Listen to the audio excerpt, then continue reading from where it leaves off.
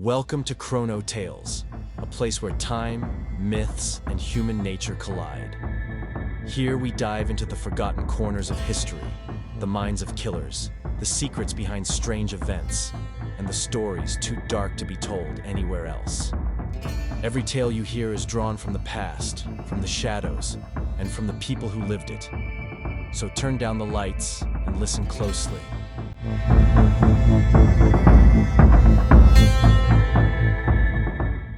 They say everyone loves a hero, but maybe what we truly love are the ones we're not supposed to. We don't talk about it much. But when the villain steps on screen, something ancient inside us stirs. We lean forward. We listen. We feel something darkly familiar, as if a forgotten truth is whispering back to us.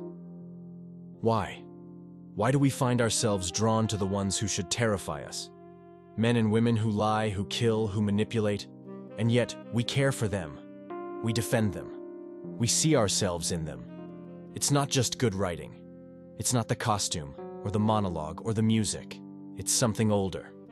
Something buried in our collective memory. It's us. Our reflection in the dark. Carl Jung called it the shadow self. The quiet, repressed part of who we are. The envy, the hunger, the anger, the lust for control, the thrill of destruction, the need to be seen, even if it means being feared. We spend our lives hiding that part, polishing it, burying it beneath smiles, politeness, and morality. But when a villain appears on screen, they live what we cannot. They are our fantasy of unfiltered being. No masks, no restraint, no apologies. And as we watched, we feel a dangerous freedom. Because for a few fleeting moments, we too are unchained. The god of mischief, a liar, a thief, a trickster. And yet, he's one of the most beloved characters in modern cinema. Why? Because behind the arrogance lies a wound. He isn't evil for the sake of it.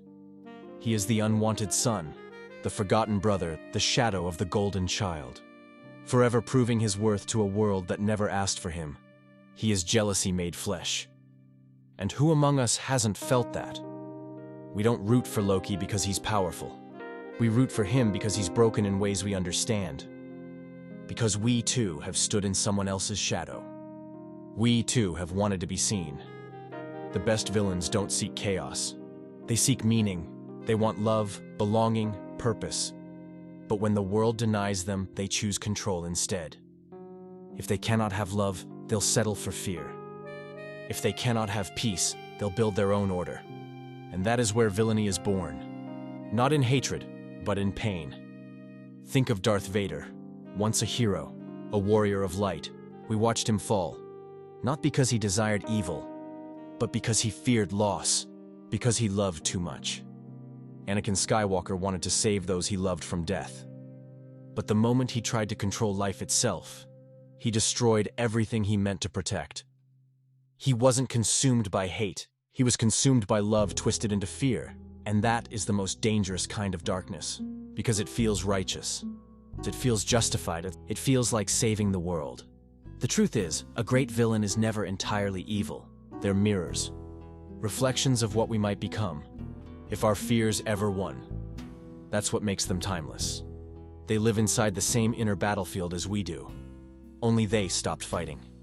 They surrendered to the voice that said, "Why pretend to be good when you can be free?" Every era has its own villains. In the ancient world, they were kings and gods, men who defied fate itself.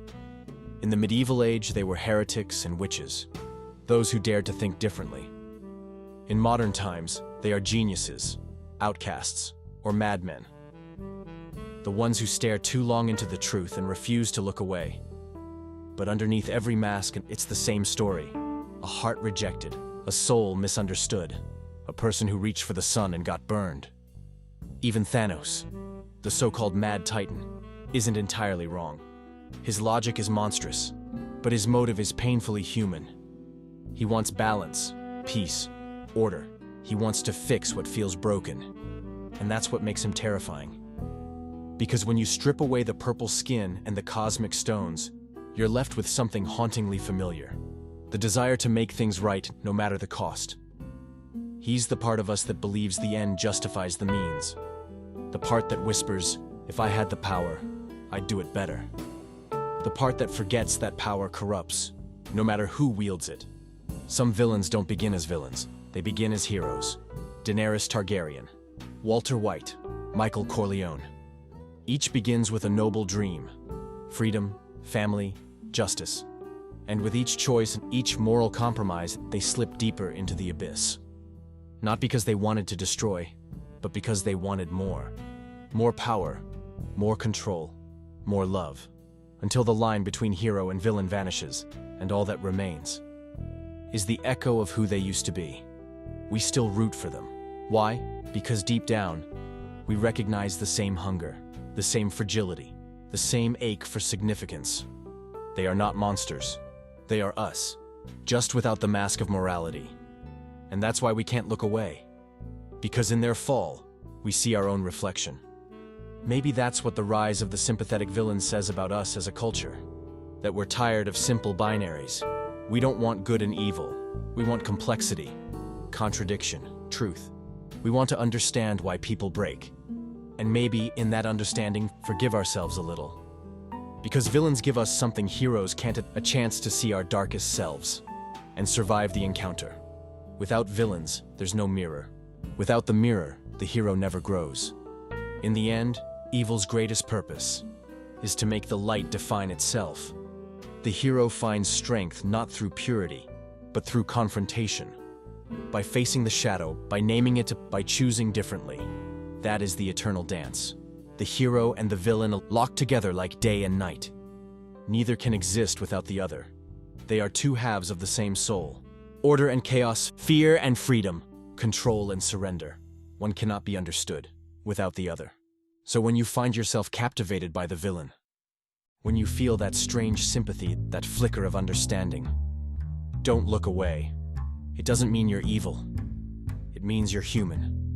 Because to love a villain is to acknowledge that the shadow exists within you and to love it enough, not to let it win. Maybe that's the real illusion of good and evil, that they were ever separate to begin with. Because every hero hides a shadow, and every villain remembers the light. This is what Chrono Tales is about. Stories that remind us that even in darkness, there's truth. And sometimes, it's the villain who tells it.